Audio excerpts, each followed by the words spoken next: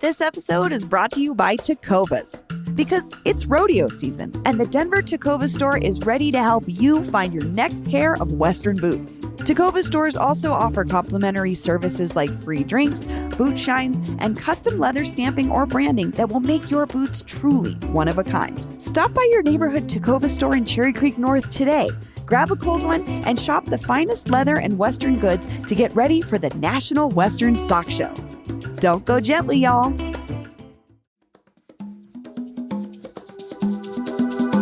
Today on CityCast Denver is brought to you by Tecovas. Can 650 yellow vest wearing helpers save downtown from its hellscape reputation? Mayor Mike Johnston and the Downtown Denver Partnership certainly think so. And what's the best way for the city to support the arts? The mayor's got some new ideas on that too. And we're going to break them down along with all the other stories that matter from this wild, wild week. And stick around to the end for our very last Tecovas tip for Western Week. Today is Friday, January 12th. I'm Paul Caroli, and here's what Denver's talking about.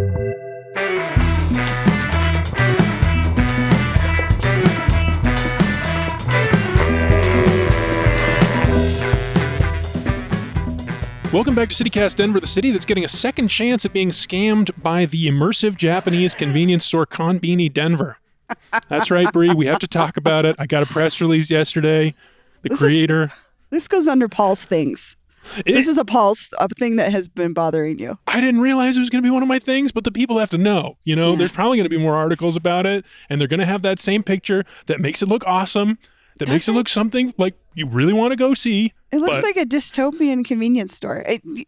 Justine, do you know about this Konbini? Yes, I think I was on that episode when we talked about, because I had mentioned my obsession with all these TikTok videos about Japanese convenience stores and the fluffy egg sandwiches and stuff. Yeah. So I was really excited for that. And I was disappointed when you reported back that it was whack. Total BS. Yeah. So well, it's coming back. If you want to see how whack it is in person. See if they can improve. Based on the press release, I seriously doubt it. There were 6 pictures attached. Only 2 of them were from the actual thing. And they were very close-ups of like Tic Tac or Kit Kats. So I know this is, So creator Jeff Fireberg, I'm putting you on blast. Sounds Scammer. About white. Yes, 100%, definitely. It's coming to the Source Market Hall. Perfect. Do not go. Perfect location for it, Justine. The Source. Oh my goodness. You know what? Just walk up the street, go to Pacific Mercantile Mart, and you can have your own Japanese convenience store experience with so many awesome products. Perfect Local point. business. Excellent point. I'm sure that's where he got these Kit Kat bars, too. Just cut out the middleman. Anyway, it's Friday. We're back at the beautiful Tecovas store, smelling all the beautiful leather. Saw a new boot I want already. Baby blue cowboy boots. You want to make a statement? I'm walking in those. Gorgeous. Those look pretty sharp. You've heard her voice. Our politics and green chili correspondent Justine Sandoval is back with us. Hey, Justine. Howdy. Howdy. What's grabbing you here in the store? What's jumping out? I mean, all of it, but there's some silver cowfolk boots behind me, and I am all about them. Justine, before we get into our big story of the day here, I wanted to ask you about the legislature, because the state legislature is back in session as of Wednesday this week. There's some fireworks in the room, seemed like. Did you follow this? I did. I saw that there were some protests to open up the state legislature. I think that was expected. There was a lot of those types of actions all over the country. And that's been kind of a standard, I think, for the protests that were going on in the gallery. It's really interesting because a lot of people are worried about, the actual legislators and their colleagues getting along on day one. Yeah, that was interesting. I'll be interested to see how that plays out when we talk about this idea of, quote, decorum, right? Yeah. Oh, yeah. We're going to see how it's going to go moving forward. I did see a lot of articles and posts from our different elected officials that seem really optimistic, and they have some really ambitious plans going forward for this session. So I'm going to put my faith in our elected leaders that they can work together and, help the people of Colorado. Justine, before we move on, let me ask you a question about those protests in other states. Are they all over Gaza, or is it just like a decorum issue across the country? No, a lot of the protests that have popped up are pro-Palestine protests. Interesting. Yeah, and I mean that's been the protests, the pro-Palestine protests all across the country. Mm-hmm. There was just recently during Joe Biden's speech, there was a lot of controversy about that protest erupting at the church in, oh my God, what's the name of the church? I don't want to get it wrong. Mm-hmm. In Charleston, the church where the shooting happened. Yeah, there were Palestinian pro-Palestinian protesters there, and there was a lot of controversy around the disruption during that moment. But yeah, these protests have been popping up all over the country, and people are really concerned. This is like one of those issues that's going to keep growing and become a huge issue to discuss and moving forward in the United States' role in the conflict in the Middle East, especially, going into the presidential election. I mean, how U.S.'s role in that situation going forward makes a big difference if like Trump is the president or if Biden is the president again. Although, I mean, they definitely both love Israel and would continue to support it in the way that we have. But I don't know. The fact that it is lingering and is going to be part of the debate is interesting. Yeah. I would not have expected that, a few months ago. Let's get into our top story, which is the hottest fashion trend of the new year is here. It is the yellow puffer vest. But seriously, the yellow vests are just one part of Mayor Mike Johnston's newly announced plan to bring back some life to downtown.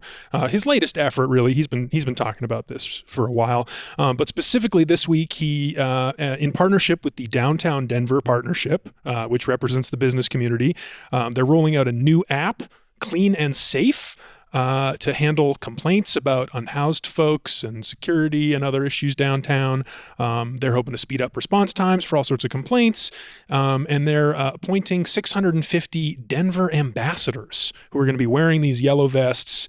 It's going to be a mix of city workers, private security, nonprofit outreach workers, and others to basically like help folks. And I don't know. Bree, what's your take on this Denver ambassadors thing? I mean, it's nothing new. This is Playbook 101, business improvement district work. This is what business improvement districts do, is often implement, quote, clean and safe programs, which are basically, I mean, I think they see them as eyes on the street. They're also people that deal with trash issues, vandalism issues. In this case, this widespread use of the vest to cover all these different types of people is something I've not necessarily seen before. I don't quite understand the purpose, I guess I would say. And also, it's not a puffer vest, Paul. I think it's a fleece vest. Oh, you think? I'm pretty sure. It might be a combo. I think there might be some puff and some fleece. Because they're a Cotopaxi. I mean, I don't know. I have a lot of thoughts on this, but I don't. Justine, what is your initial takeaway when you saw this? My first thought was, I'm gonna be honest, was narc vibes. And I think it's the narc vibes thing. Not that we don't need eyes on the street and helpers on the street. I just think that because of my experiences seeing private security companies and their bad behavior towards unhoused citizens, we've had lots of situations where we had the RTD private security who beat a man in the bathroom. Yeah. And I also there's the private security around my neighborhood that people hire. It's like some... What? Front Range Patrol? Yeah, they have the Punisher logo on there. In your neighborhood? Yeah, and I think it's because some of the business around there hire them to get people off their property. But I'll see them in my alley sometimes and I'm like, get out of here, narc. But just because that kind of bothers me, because I think it empowers like these vigilantes who don't see themselves going out and being helpful, but more like punishing unhoused people. So that was my initial thought. But I also do think that, we do need helpers and we need eyes on the street. The thing is, if someone sees something, they report it. How strong or how good are those services to be able to come in and get what needs to be done? At certain hours of the night, if someone's having, an unhoused person is having a crisis outside your home or near you, like, who do you really call? There's not like a 24-hour STAR program. So that's one of my worries too. Like, these people are out doing that, but do we have the resources to fill in like what they're calling for? I think you all are touching on something interesting with this quasi-public-private aspect of it. And Denverite, our friends at Denverite really highlighted that in their coverage. And I think that does bring up accountability questions, because you're always going to have a bad apple in a big program like this. But what happens when a private security person wearing a yellow vest does something bad? Are they going to be held to the same standards as a police officer? Say what you will about those standards, but there are some, and I don't know if the same can be said about this. Well, and I think it just speaks to this illusion of security or illusion of safety, which is a lot of what safety is. It's who is being protected or who is perceived as being protected. And that's what I think about when I think about these sort of clean and safe programs is like, we heard all the racket from folks downtown in that group, Clean and Safe Denver or whatever. Mm-hmm. This is what they wanted.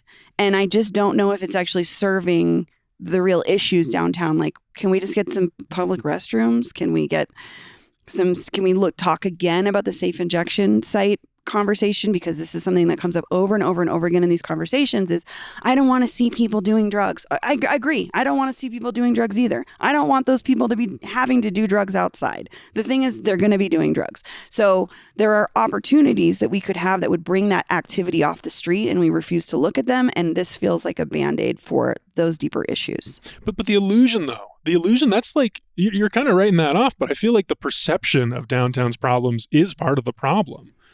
People talk about it being scary, but it's just, that's exactly. Like the people who say that it's scary maybe haven't been down there, but maybe this is going to help them feel more comfortable. Yeah, I think maybe just because I live, downtown in the thick of it, I don't see this like alarm that there's no one going downtown, because trust me, they are everywhere all weekend long.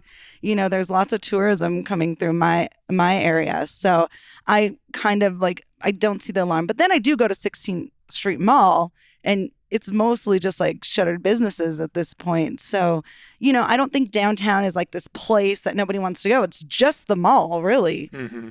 Mm-hmm. That's a good point. This approach too just felt like deja vu to me. This is a long time function of the Downtown Denver Partnership, which feels to me like an extension of the government, which it is not. Yeah. And it reminded me a lot of a conversation that there was a big press conference in fall of 2022 with Hancock, and the DDP rolled out this compassionate crackdown approach. And they were like, we're going to hire a bunch more police officers. It was like the same conversation we're still having, and we're still having the same problems. Yeah. So I just don't see how this is going to solve that same issue. This kind of reminded me, this could be good in a way, like the Guardian Angels. Do you remember the Guardian Angels walking down Colfax all the time? And they were a community group that made an impact by, going out in these red berets and letting people know they were protectors in the community. That is different when I see the Downtown Denver Partnership is the one, because behind this, because they've done a lot of things that I don't agree with, I think that are questionable, that have been harmful to unhoused folks, and those types of policies that they've advocated for, I don't think have ever actually helped unhoused people. It's just been to get them away from their businesses. And that's who they represent. I mean, to be fair, the Downtown Denver Partnership represents business interests and real estate interests. So that's who they're working for. But I like the point about the Guardian Angels, Justine, because I had some really positive interactions with those gentlemen as a teenager and in my early 20s living in Capitol Hill. When you're at 7-Eleven at 2 a.m. after the bar or whatever, those guys are like kind of hanging around to make sure people don't harass you in front of the 7-Eleven. And they did a great job. I don't know. And I just felt like they were more, like you're saying, I felt like they were more community oriented versus just business oriented. And that's what a lot of this feels like to me is it's protection of businesses, not conversations about the whole picture of the people here. Absolutely. I don't know. I feel like it depends. The fact that there's private security involved in this, like, does make it feel a little bit maybe more sinister. But I was just reading some folks talking about this online, like people who have had experiences with programs like this in other cities, and just like really good experiences. Like, I guess someone I read on the Denver subreddit was talking about, they shared an anecdote, someone in Chicago who was wearing a uniform like this, who was just like a smiling face on the street, just a nice warm presence, who gave them directions to a great place to eat. And that's what Johnston was saying this week. The idea is to make these people identifiable for anyone looking for help, whether that's with issues downtown or getting directions to a ball game. So like, I think it could for some people provide that same thing that you're talking about with the Guardian Angels, but it could also go in the other direction. Yeah, I think it remains to be seen, Paul, kind of like what private security's role is here. The yellow vests, can we talk about that I know. as a that's fashion really statement? that's really the part of this conversation we need to get to, because I started seeing photos on social media of this press conference, and I was like, what is going on? And why is everyone wearing this like Minions outfit? And then I was like, oh, this is the program. This is what they're announcing. But let's The talk. Minions outfit. Let's talk about these vests, Paul. Give us some deets. Mustard yellow is how I would describe it. I would say it looks good on nobody. Yeah. So far. As any good, terrible uniform does for any job you've ever had, it looks bad on everyone. Here's what grabbed me. They're Cotopaxi, which is a very popular outdoor apparel brand, but it's based in Salt Lake City. Come on, Mayor Johnston. We got Seriously. VF Corp right here in Denver. Who makes Call North up your Face? friends at the North Face. Okay, I just want to point out it's a puffer and a fleece with a fleece patch. What is going on? It's Do you really like the- reinforcing our stereotype about how terrible we dress. Yeah. Do you like the look, Justine? Do you like the style? I mean, it's on brand for Denver. Yeah. It's very Denver white dude, Mhm. but whatever. I'm like, how much money did you all spend on these vests? Yeah. All right. Well, we're getting a little alarm from the store. Something's happening in here. I think that means it's time for a break. And we're going to go for a little break, hear from some advertisers, then come back with a conversation about the arts.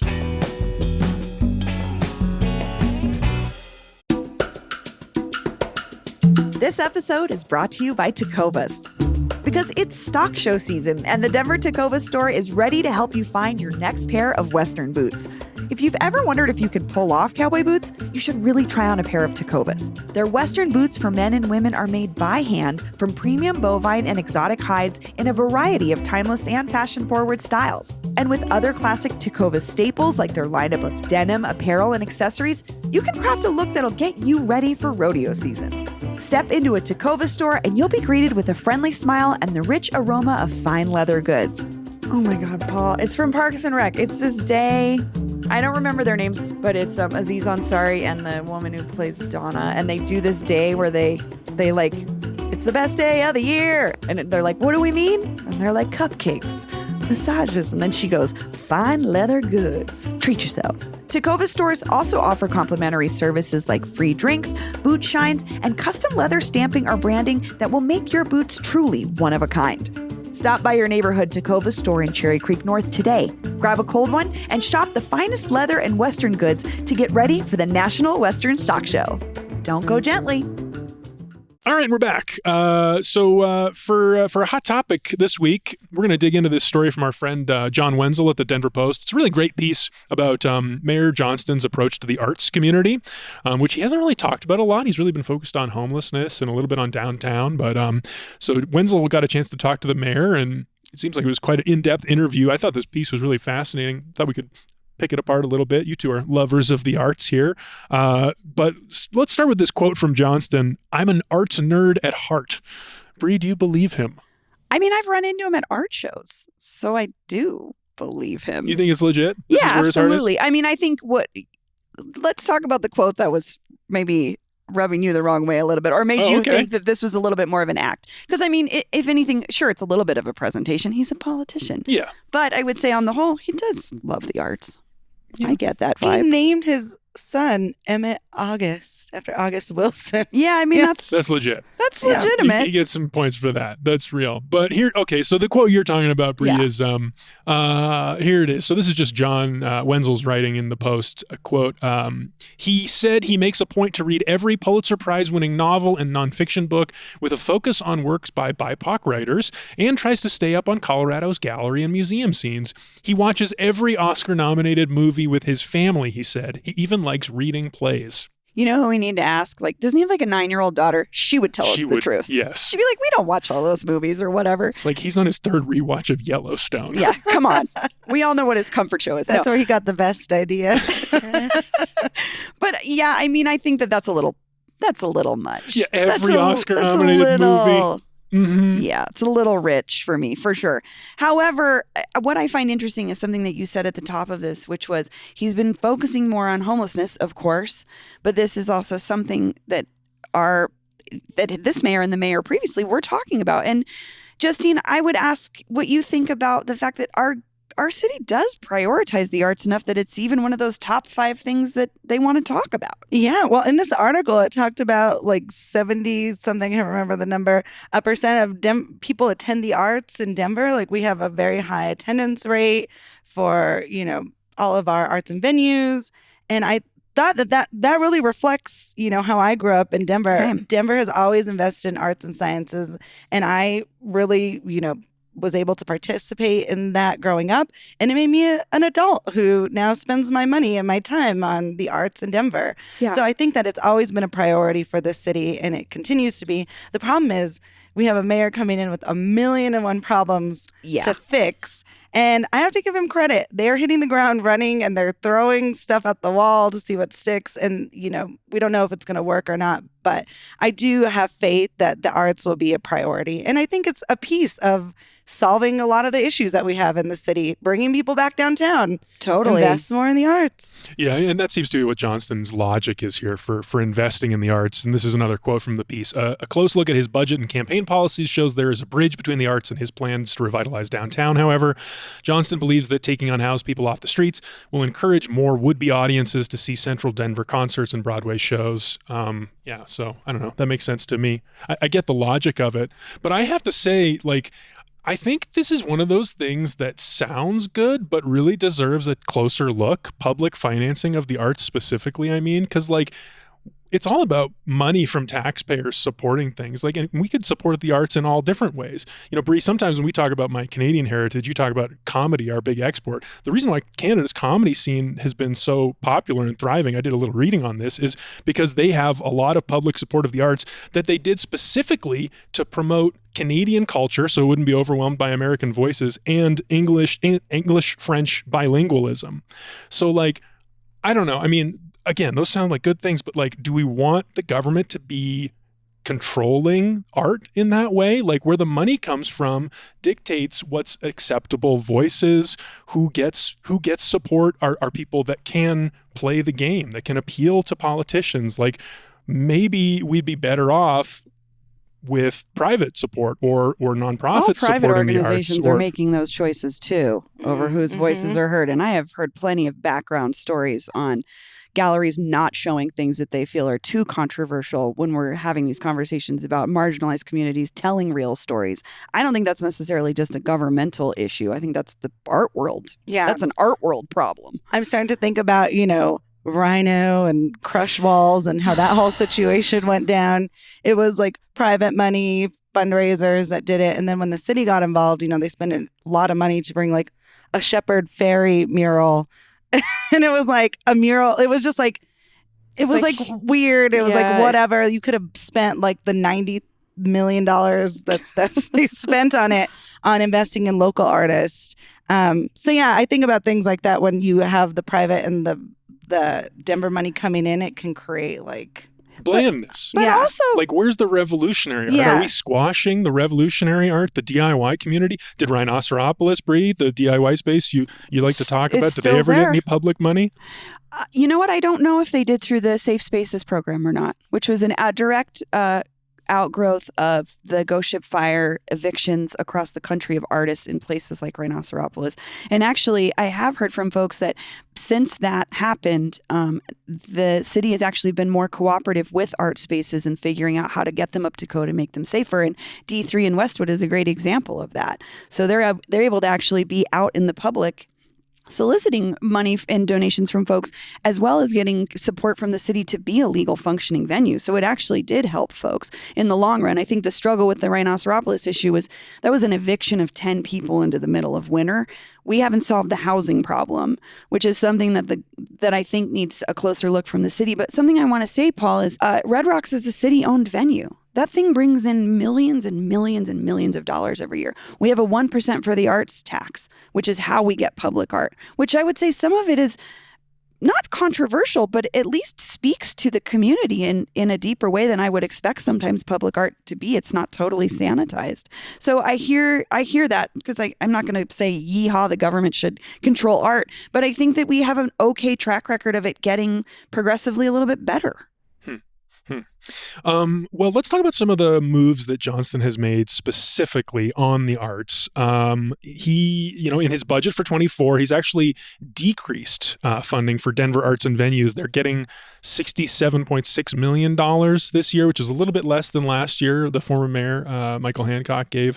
Another one, maybe this is something that's more meaningful to you, Bree or Justine, but I didn't really, I don't know these people, but Johnston has hired a new director for arts and venues. Out is Ginger White Brunetti, who led the department for a long time. In is Gretchen Holra, who I wasn't familiar with, Brie. I wasn't familiar with her either, but I did check in with some of my folks behind the scenes, and I guess she's kind of a finance person. And that, I guess, was the struggle here, was there was some financial stuff happening.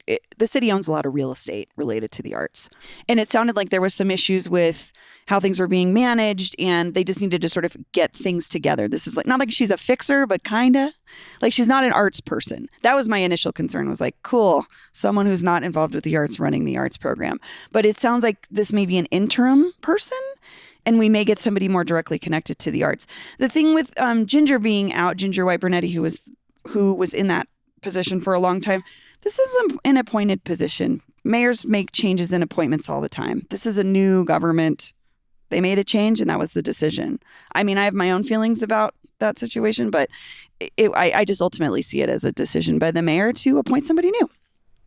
What are your feelings? I don't want to talk about the show. Too many personal problems related to the ghost ship stuff. So, Justine, any thoughts on the new appointee? No, I initially saw it the same way as, administrations turn over people, appoint, their people. And from what I had gathered too, is more of like bringing the money person in, the fixer, to make sure that the arts are going to be sustainable. Yeah. How I found out more information on the DCPA's ownership with Denver is after the Bober incident. People were like, it's a private place. And I was like, pretty sure it's public. So I had to look it up. And then I saw how, Denver owns the venue and they manage the venue. Yeah. It's complicated for sure, but it is. But it is a public space. It's part of our real estate portfolio. Right. And I think the DCPA is a great example, though, of this old versus new conversation that is the struggle with arts right now, which is, the DCPA, I think their average ticket holder age is it's on the mature side, and there isn't a lot of things there currently that feel attractive to younger people. And it's an incredible space with tons of venues and opportunities, and I still think it's an underutilized space for Denver. The Performing Arts Complex downtown? Absolutely. For arts. It's one of my favorite places in the whole city. It's a beautiful space, but I don't feel like there's enough sometimes down there to bring new people into it who don't have the experiences that we have growing up going to it. Yeah. I think, and it's gotten expensive too. Well, for sure. Just like everything's gotten expensive. But, I just remember as a kid going with my mom to see plays, go see Annie. That was my first play ever at the DCPA. But, it's hard financially to take your kids down, and the whole experience of going downtown can be costly. So, however we can make the arts more accessible, I think, to regular citizens is vital. What I like about it is it's like one of the only places in the city where people dress up, look nice, go out for a nice night on the town, maybe wear a suit and tie or a nice dress. It's like, I love that. I love like a nice formal evening sometimes. It's fun. Yeah, that's how I learned that growing up too. We got dressed up to go to the theater, and I learned about like different dress codes for different events. And I do just want to, I don't want to undermine the work that the DCPA has done to evolve, because I'm thinking now about Charlie Miller and Emily Tarquin, who were doing really cool stuff in the Jones Theater space. The immersive and like the more experimental. Well, eventually, they brought in Charlie brought in Theater of the Mind, and he's the reason the David Byrne connection happened here.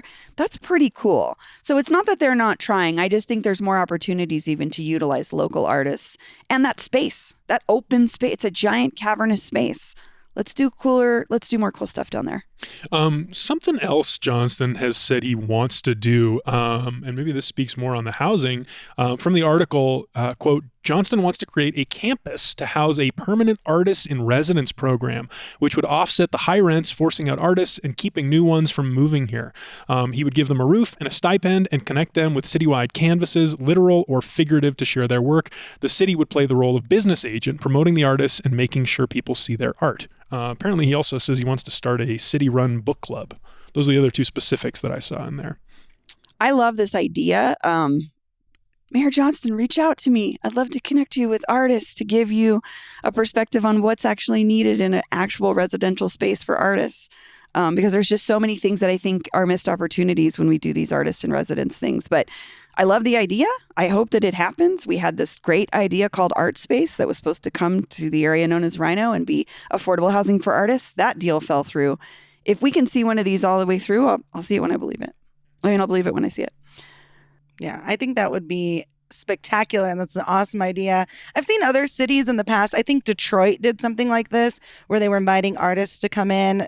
There was an abundance of feral houses, though, that we could buy for super cheap. Totally different economy, but, for sure. Yeah. So that's the thing. Like, we have a shortage of housing here. So there's a whole other element of building that housing or finding it. But yeah, I saw that in Detroit where they were inviting artists in to work and live in these collectives, buy houses really cheap, get all of this grant and funding to build these art collectives in Detroit, which I thought was a really cool concept. Which is the thing that I think is more happening, not exactly that, but that's happening in the San Luis Valley right now. I read this great piece this week in the Colorado Sun. My friend Lattis lives down there, and a lot of artists are moving down there because it's affordable and grant programs are sort of following them. And there's just been a lot of conversation around how those artists incorporate themselves into the community that already exists. And it sounds like what's happening in the San Luis Valley is a great model. Well, interesting. Book club? Do we want to comment on the book club? I feel like that's this kind of stuff has happened before. Who's doing that? Who's reading a book that the city is picking?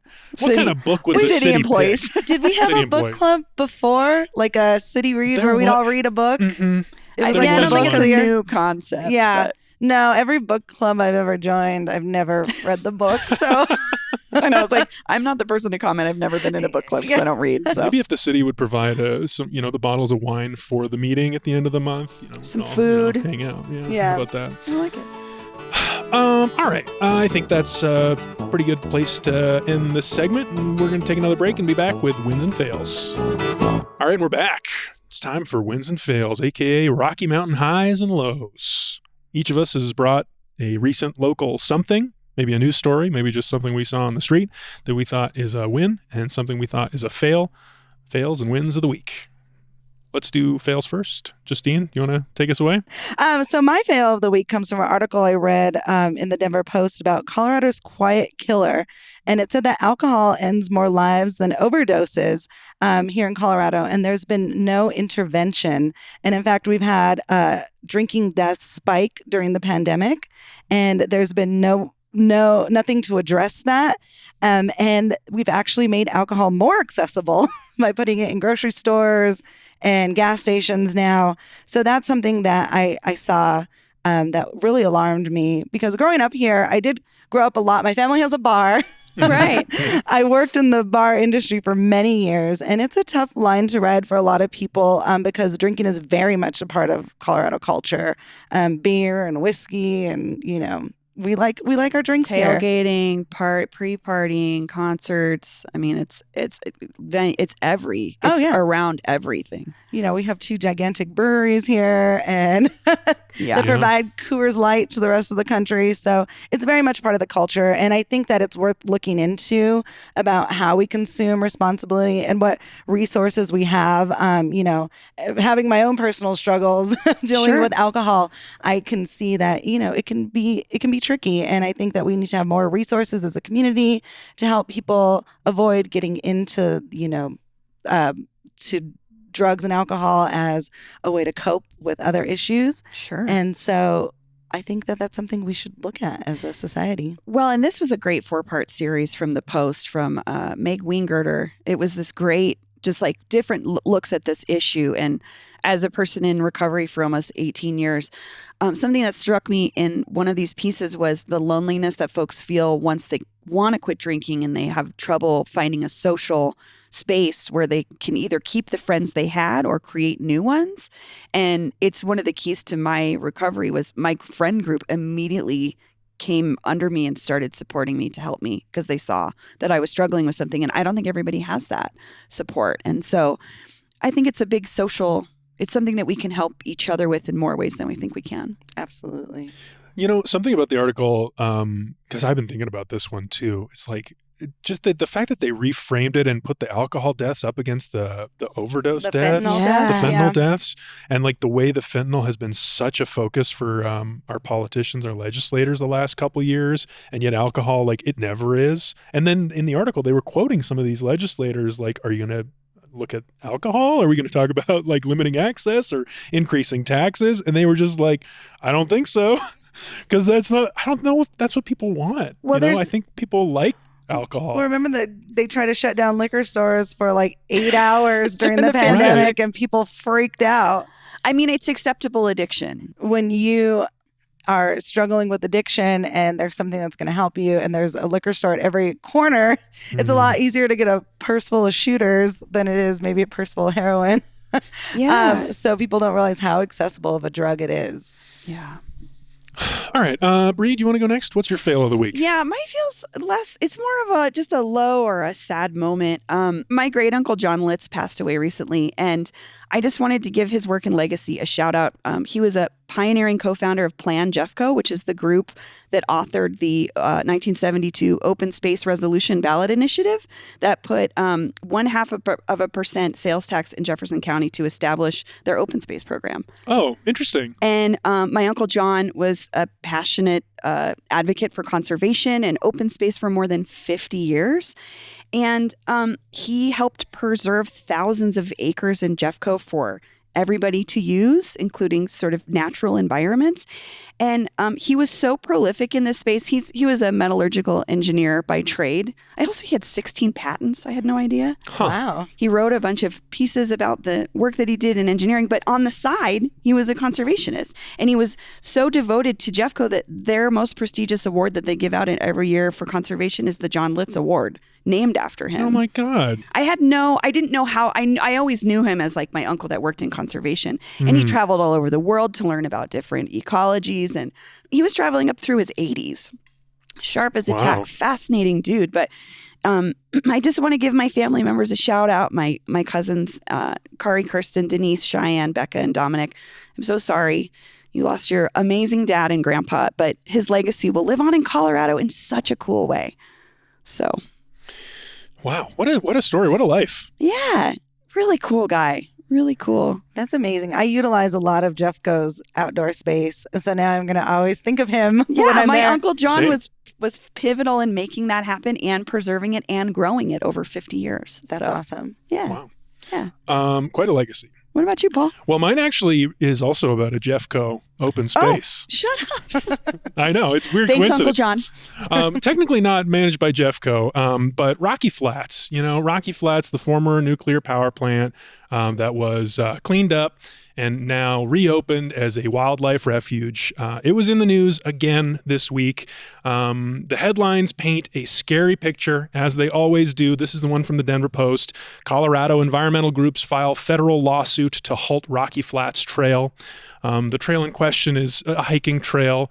They're looking at building a new one. They have a whole network of trails, and there was an interpretation center plan to be built. But these activists continue to fight every little step that the government wants to do here in this beautiful open space. So I know this is an unpopular opinion. I know a lot of people are afraid of Rocky Flats and the idea of radiation, but the stories this week, like they always do, neglect to offer the health department or any voice on from the scientific consensus on the subject of low levels of radiation.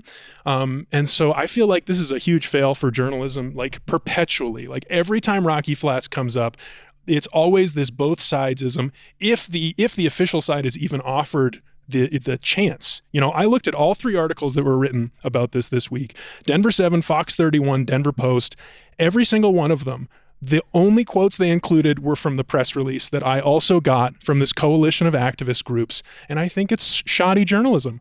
And it's allowing this negative view of Rocky Flats, which in my opinion is a beautiful success story of ecological restoration, to be totally papered over and missed. And we're not like understanding that this is a point of pride for our community. We're treating it with fear because of our Cold War, what Rocky Flats used to be. Yes, it used to be a dirty plant that was very secretive and had a lot of issues, but it is not that anymore. And we have to talk about the success story. So that's my fail. This is a Colorado problem, I think, sometimes, is we don't want to tell a new story. Yeah. Good or bad, so. We don't want to tell a new story. And so I do agree it's on us as journalists to go beyond a press release. It's terrible. You've got to talk to somebody else. Well, this had been a discussion too. I think I saw it on John Oliver, good old John Oliver, Really? about media being lazy when it comes to press releases because they would just use the press releases from the police. Oh, and totally. yeah, they'd feed the story. And like when you got deeper into the story, it was like way more complicated than guys. Well, and a press release is whatever. created to present the press with the narrative. It's the journalist's Yeah. job to go around or outside of that narrative and figure out if there's something else happening there. Yeah. And in this case, the press release told the story about scary radiation and how any amount of radiation creates risk and health risks for the community. But what it doesn't say is that the cleanup was much more conservative than federal standards even required, and that these hiking trails are, in fact, quite safe. Which could be a helpful story for other communities across the country who haven't had this restoration done, and say, this is how successful it can be if you look at how deep we went with this. Anyway, I did a huge project on Rocky Flats. I'll put a link into it. I went way beyond the press release and talked to all sorts of people, health physicists, scientists, people who have no personal connection to the story, no biases built in. Fascinating project. I do encourage people to look into it further if you're interested, or if you've ever caught yourself thinking, Rocky Flats, ooh, scary. That's for you. All right, let's go to our wins. Justine, you want to give us a win? Okay, my win is very exciting, and it is that paid family leave is now officially available in Colorado. Yay!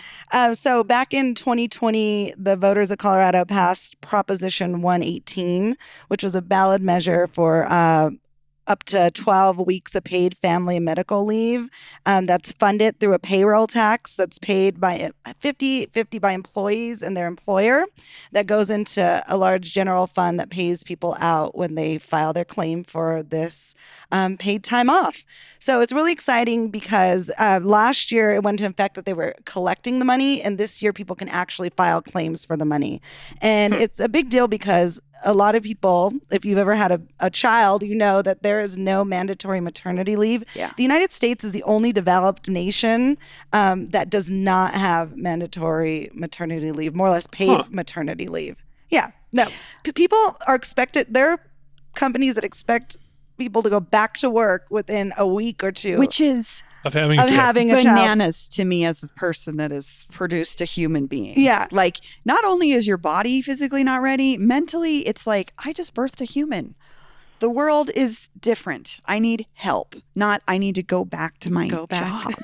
So it's incredible that this is an opportunity. Yeah. Because as a person that benefited from maternity leave through my job here at CityCast, I know plenty of other people that didn't have that opportunity. Absolutely. And if you have, they do give you the time off. A lot of times it's unpaid.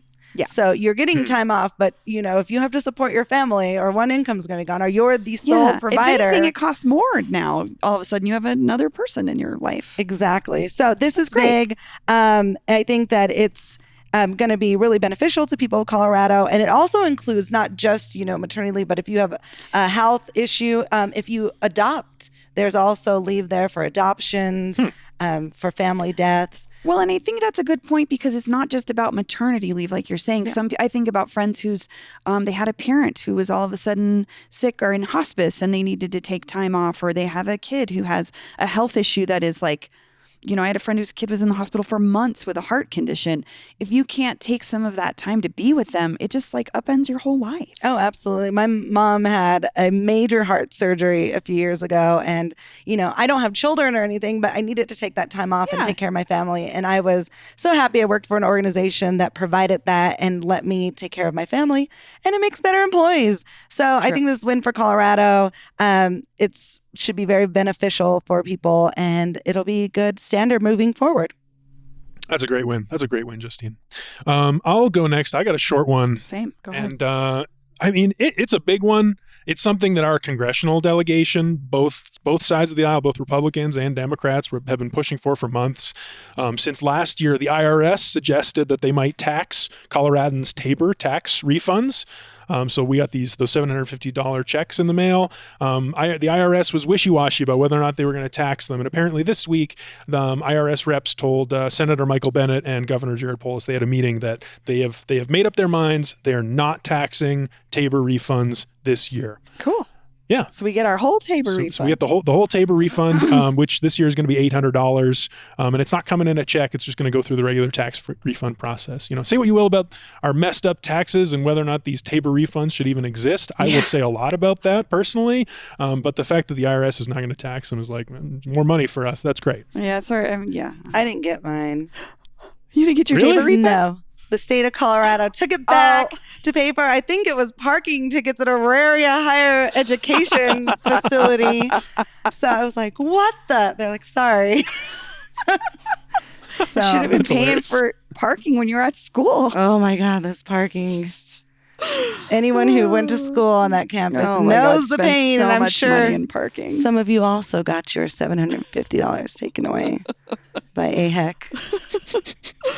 That's too funny, Justine. Yeah, I was shocked. I was like, what They took the hell? whole thing? You didn't get anything? I got a letter saying that they took it. At least you still have your car. I don't know. I don't know if there's an upside to this. Yeah. I'll go my Yes. last. Please, Quick. Brie. The Colorado plastic bag ban went into effect at the beginning of this year. Initially, I was like, you go to Target and you're like, I'm here to get my plastic Target bags. Their plastic bags are amazing. Everybody knows. It's different than like when you go to King Soopers. And as my friend Kia says, I've never met a King Soopers bag that doesn't have a hole in it. But true. Target had high quality bags. And then I was like, I have to use my own bags. And then I brought my own bags next time. And I was like, this is awesome. These changes are awesome to see in real life. Like legislation happens. Often we don't think about what the next step is. It's just a change in behavior. It's great. I think it's something so easy. And I don't know, I think it'll have a big impact and we can all do it. Not by choice, but we can do it. yeah. What am I going to clean out my cat's litter box with now? How am I going to get... I was thinking about this. They have those compostable dog poop bags. You could just use one of those. Oh, okay. I mean, I have a couple decades worth inside another bag You've been under stocking my up. sink. Yeah, I'm fine. I do have several bags of bags as well. Yeah. And here we are at the end of the show. Wow. We did it. Another week in the books. Justine, Brie, thanks so much for joining me. Thank you. Thanks, guys.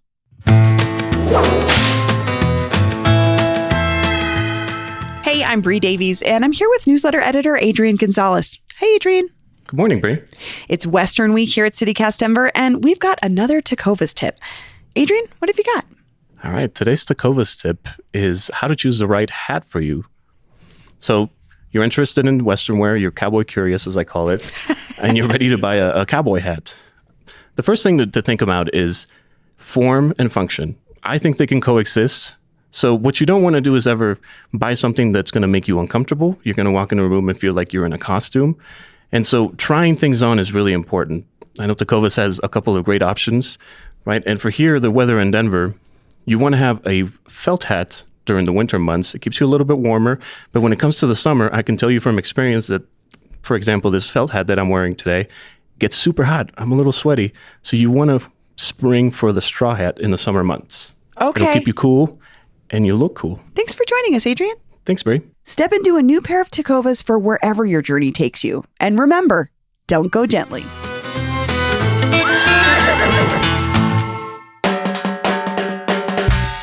That's all for today here on CityCast Denver. Our producers this week were me, Paul Caroli, Lizzie Goldsmith, and Olivia Jewel Love. Peyton Garcia and Adrian Gonzalez write our morning newsletter, Hey Denver. Brie Davies is our host. Our fact checker this week was Brie's Aunt Erin. Thanks, Erin. Our music is by Los Mocochetes, with additional mixing by Tyler Lindgren.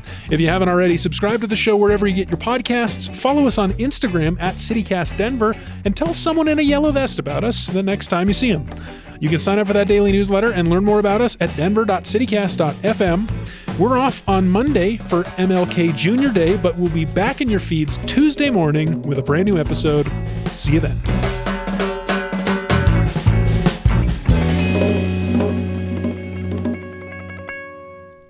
hoarders about bags. Well, you're going to need them sometime. You might I have want them. such a bag hoard. I have like a whole closet for Didn't have a bags. I big enough lined bag the hoard. trash cans, the bathroom trash cans with them. Well, I think the other thing is you start to realize I don't really need to line this trash can. Yeah. I can just rinse it out.